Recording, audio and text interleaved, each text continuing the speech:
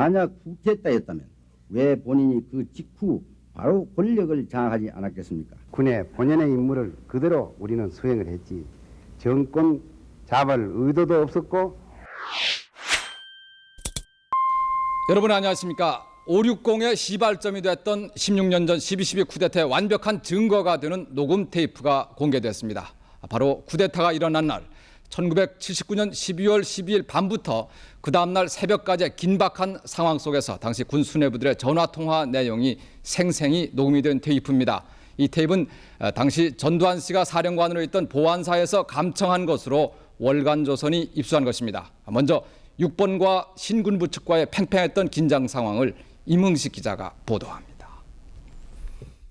정승화 당시 육군 참모총장이 신군부 측에 의해 납치된 지 3시간 후쯤. 이 사실을 이건영 당시 3군 사령관에게 보고하는 장태환 수경사령관의 목은 이미 쉬었습니다. 장군님 나무 부대에 와서 왜 이럽니까? 지가 예감 이상해서 그러니까. 장 장군은 안돼서 왜 그래? 이와 이 오긴 어디가? 당신이 왜 그래요? 왜 나무 한밤중에 와서 지나가고 있어? 빠지니까 이렇게 했더니 당연히 장군한테 전화를 받아요. 당연히 장군에다가 아이 장태환이 너 왜 그래? 너 알만한 사람이 너 나하고 다 통할 수 있는 소신데 너 왜 그래? 너 이리 와. 아이 왜 이러십니까? 왜 우리 그 동원 통장님을 왜 어찌자꾸 납치해가고 왜 이래요?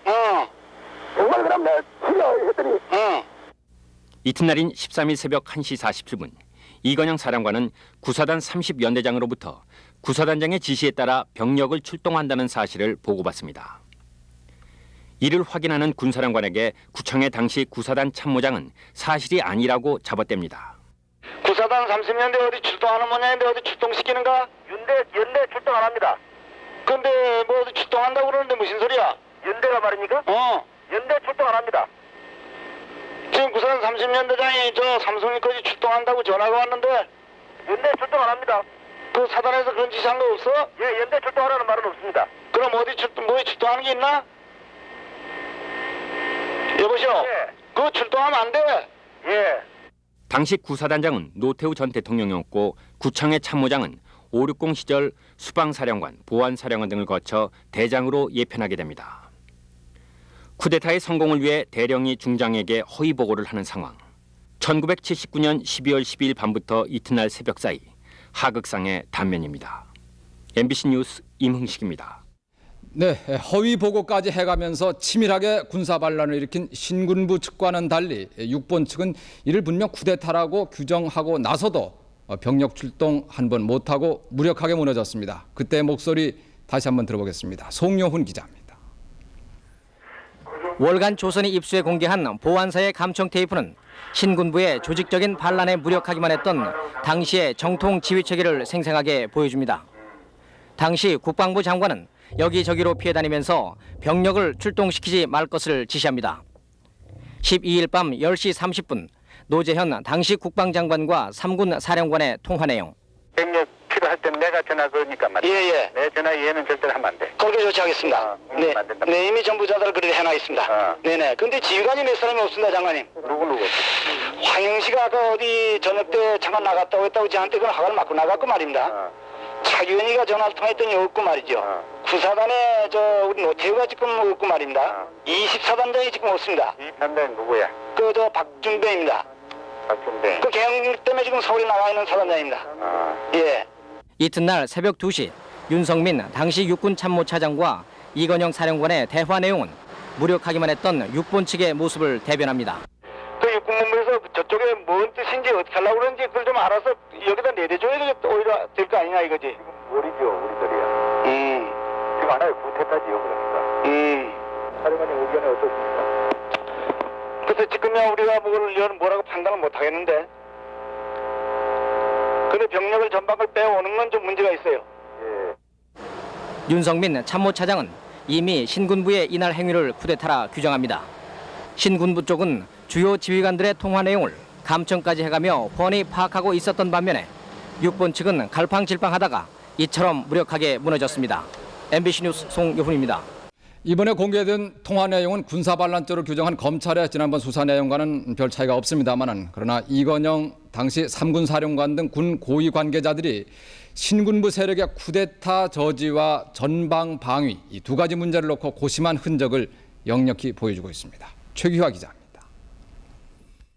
79년 12월 12일 밤 10시 16분 당시 이건영 3군 사령관은 장태환 수경사령과의 통화에서 신군부에 대한 강경 진압을 주장하는 장 사령관의 입장에 동조했습니다. 글쎄 그건 저 잘못되는 건 그건 죽어도 좋은데. 하여튼 내부에서는 지가 제가 죽든지 사는지 할 테니까 말입니다. 사령관님 저 바가지 좀 해주십시오. 그렇게요. 이거 확실히 사령관님. 이게 뭐 좀 불순한 장난이 있는 것 같아. 이거 완전히 장난이에요. 나도 그 대도하면 말이 뭐로 내가 장난인 것 같아요. 그러나 이 3군 사령관은 다음 날 새벽 2시를 넘어서면서 예하 부대인 구사단이 쿠데타를 위해 출동한 사실을 알고도 적극적인 진압에 나서지 않았습니다. 그러면 견전하기 위해서 한 2개선 정도 갖다 놓으면. 아이 그건 사단을 가져오는 건 안 돼. 전방에도 문제가 있고 그러고 그렇게 됐을 적에 저 뭐예요. 이 저 쌍방이 굉장히 문제가 생겨 그러면. 그러니까 그걸 어떻게 그쪽하고 무슨 아무 연락도 안 되나? 안 되죠. 전혀 무슨 얘기도 안 돼요? 이유는 북한의 침략을 걱정했기 때문이었습니다. 우리가 잘못되면 저 전방에 이제 문제가 있기 때문에. 그 전방에 문제가 있으잖아. 그래서 그걸 꺼내올 수가 없어요. 그러니까 난 그 부대 이동을 못 시킵니다. 그러니까 저쪽에서 뭘 어떻게 하자는 건지 좀 알긴 했으면 좋겠는데. 저희도 또 결론이 그렇게 나왔어요. 6번 등 군 고위 관계자들이 국가의 안위를 걱정한 것과는 달리 신군부 세력은 권력을 잡기 위해서 전방 병력을 빼돌려 군사반란죄로 규정됐습니다. MBC 뉴스 최기아입니다. 네, 지난번 검찰 수사에서도 나오지 않았던 반란군의 목소리, 쿠데타를 일으키기 위해서 감청했던 이 녹음이 오히려 거사의 증거 자료로 공개되리라고는 당사자들은 꿈에도 생각 못했을 줄 압니다. 역사의 진실은 기어이 밝혀지고야 만다고 하는 진리를 다시 한번 보여주고 있습니다. 한편 국방부는 오늘 12.12 관련 감청 녹음 테이프 유출 사건과 관련해서 당시 감청 업무를 담당했던 관계자와 전역 군인들을 상대로 유출 경위 등에 대한 진상조사에 착수했습니다. 12.12 사태는 그 뒤 신군부 측에게는 권력을 그리고 이에 맞섰던 이들에게는 고통의 길로 연결이 됐습니다. 12.12는 이제 더욱 분명히 군사 반란으로 규정이 돼서 그 역사적 평가는 제자리를 잡아가고 있습니다만 그러나 12.12의 두 세력, 반란을 한 사람과 이를 막으려 했던 이들의 명함은 크게 변하지 않은 듯합니다. 이문식 기자가 보도합니다. 노성민 장군하고 통했습니다. 그래서 이제 지가 이제 그 동의를 얘기했습니다. 지가 이제 당연히 동의했던 거니까 가는 좀 마감사라. 하여튼 뭐 그건 지금 내가 아직 부대 출동 준비가 덜 돼서 그런데 뭐 그건 내가 뭐 당연히 명령도 내 필요 없어. 난 내 배우시면 되겠다. 조기에 이 출동시키지 못했다는 거. 그거는 구부대 출동 명령을 할 국방장관이나 대통령이 침묵을 지켜버렸다는 거예요.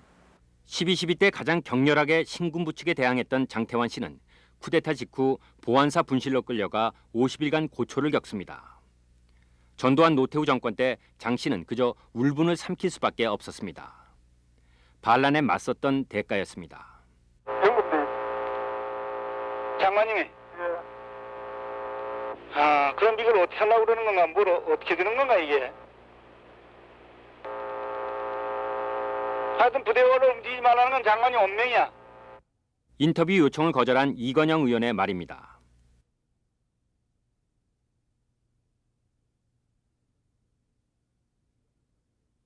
이건영 씨 역시 12.12 직후 군복을 벗고 군 후배들의 정권에서 마사회장 자리에 머물러야 했습니다. 신군부에 대항했던 정병주 당시 특전사령관은 자살의 모습으로 비참하게 생을 마감합니다. 반면 12.12 직후 찍은 이 사진 속 반란의 주역들은 10여 년간 최고의 권력을 누립니다. 그리고 12.12는 정당했다고 항변합니다. 우발적인 사건이었을 뿐 그 이상도 그 이하도 아닙니다. 사전에 준비된 병력 출동 계획도 없는 쿠데타가 어려있겠으며 만약 쿠데타였다면 왜 본인이 그 직후 바로 권력을 장악하지 않았겠습니까? 그 사건 바로 하고 그대로 군의 본연의 임무를 그대로 우리는 수행을 했지 정권 잡을 의도도 없었고 그런 행위도 여러분들 다 그 당시의 기록을 보십시오. 한 거 하나도 없습니다. 문민 정부가 들어선 후 12.12는 쿠데타적 사건에서 검찰 조사를 통해 군사 반란으로 규정됐습니다. 그러나 검찰은 이들을 기소유예함으로써 반란의 책임을 묻지는 않았습니다. 반란에 맞섰던 이들의 고통만이 억울할 따름입니다. MBC 뉴스 임흥식입니다.